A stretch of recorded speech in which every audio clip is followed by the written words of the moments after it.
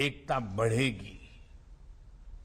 एक भारत श्रेष्ठ भारत की इसी भावना को मजबूत करते हुए आज देश में सामाजिक, आर्थिक और संवैधानिक एकीकरण का महायज्ञ चल रहा है।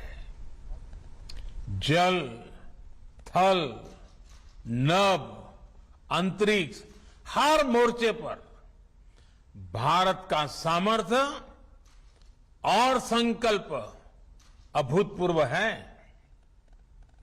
अपने हितों की सुरक्षा के लिए भारत आत्मनिर्भरता के नए मिशन पर चल पड़ा है। और साथियों, ऐसे समय में हमें सरदार साहब की एक बात अवश्य याद रखनी चाहिए।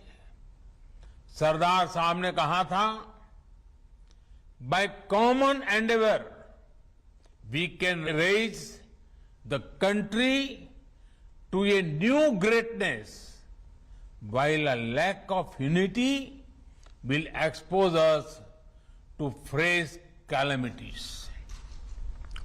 एकता की कमी जहां नए संकट लाती है, सबका सामूहिक प्रयास देश को नई ऊंचाई पर लेकर जाता है। आजाद भारत के निर्माण में सबका प्रयास जितना तब प्रासंगिक था, उससे कहीं अधिक आजादी के इस अमृत काल में होने वाला है। आजादी का यह अमृत काल विकास की अभूतपूर्व गति का है, कठिन लक्ष्यों को हासिल करने का है। यह अमृत काल सरदार साहब के सपनों के भारत के नवनिर्माण का है। साथियों, सरदार साहब हमारे देश को एक शरीर के रूप में देखते थे, एक जीवंत इकाई के रूप में देखते थे। इसलिए उनके एक भारत का मतलब ये भी था कि जिसमें हर किसी के लिए एक समान अवसर हो, एक समान सपने देखने का अधिकार हो। आज से कई दशक पहले उस दौर में भी उनके आंदोलनों की ताकत ये होती थी कि उनमें महिला, पुरुष, हर वर्ग, हर पंथ की सामूहिक ऊर्जा लगती थी।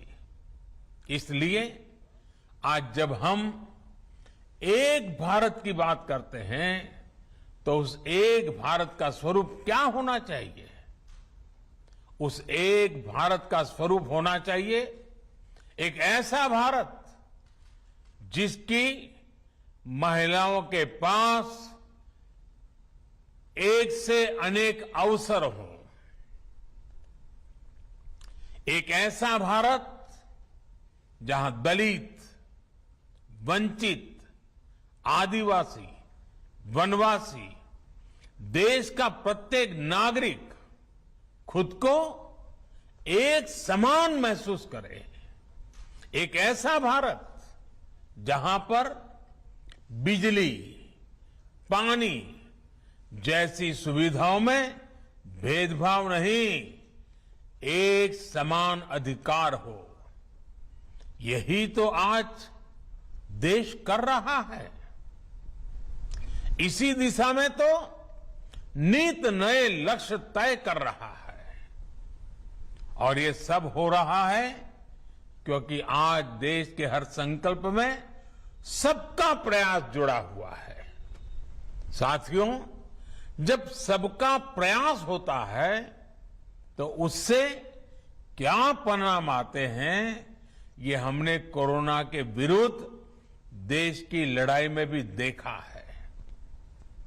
नए कोविड अस्पतालों से लेकर वेंटिलेटर तक, जरूरी दवाइयों के निर्माण से लेकर 100 करोड़ वैक्सीन डोज के पड़ाव को पार करने तक ये हर भारतीय, हर सरकार, हर इंडस्ट्री यानी